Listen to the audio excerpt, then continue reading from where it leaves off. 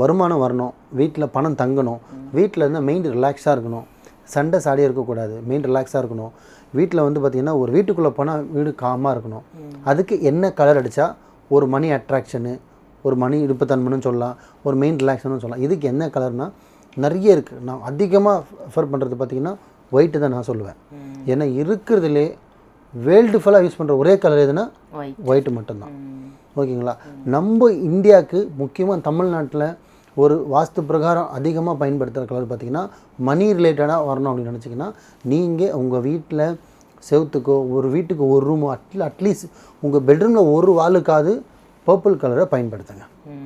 அது வயலட்னு சொல்லலாம், பர்பிள் கலர்னு சொல்லலாம். ஸோ புரியுதுங்களா?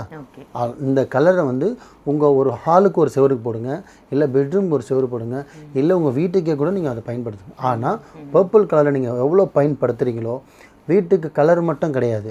இப்போ எக்ஸாம்பிள் ஒரு மணி பிளான்ட் வளர்க்குறீங்களா, அதுக்கு ஒரு கண்ணாடி பால் வைக்கிறீங்க, அது வந்து பார்த்திங்கன்னா ஒரு பீங்கா ஜாடி மாதிரி வாங்க, அந்த ஜாடியை வந்து பார்த்திங்கன்னா வயலட் கலரில் வாங்கி நீங்கள் அதை வளர்க்க, அதில் உங்களுக்கு ஒரு பாசிட்டிவ் கிடைக்கும். ஒரு எக்ஸாம்பிள் ஒரு மேட் ஒன்று போடுறீங்களா, அது ஒரு வயலட் கலரில் போடுங்க. இப்போ ஜன்னலுக்கு காட்டன் போடுறீங்களா, அது கூட பார்த்தீங்கன்னா நீங்கள் வயலட்டில் பயன்படுத்தலாம். முடிஞ்ச அளவுக்கு எவ்வளோ, அதுக்குன்னு வீடு ஃபுல்லாக நீங்கள் பயன்படுத்த வேணாம். முக்கியமான ஒரு இடத்துல, ஆமாம், முக்கியமானது ஒரு 2 இடத்துலையாவது நீங்கள் வயலட் கலர் இருக்கணும். பர்பிள் இருந்ததுன்னா அதை நீங்கள் பார்க்க ஆட்டோமேட்டிக்காகவே உங்களுக்கு காசு தங்கும்.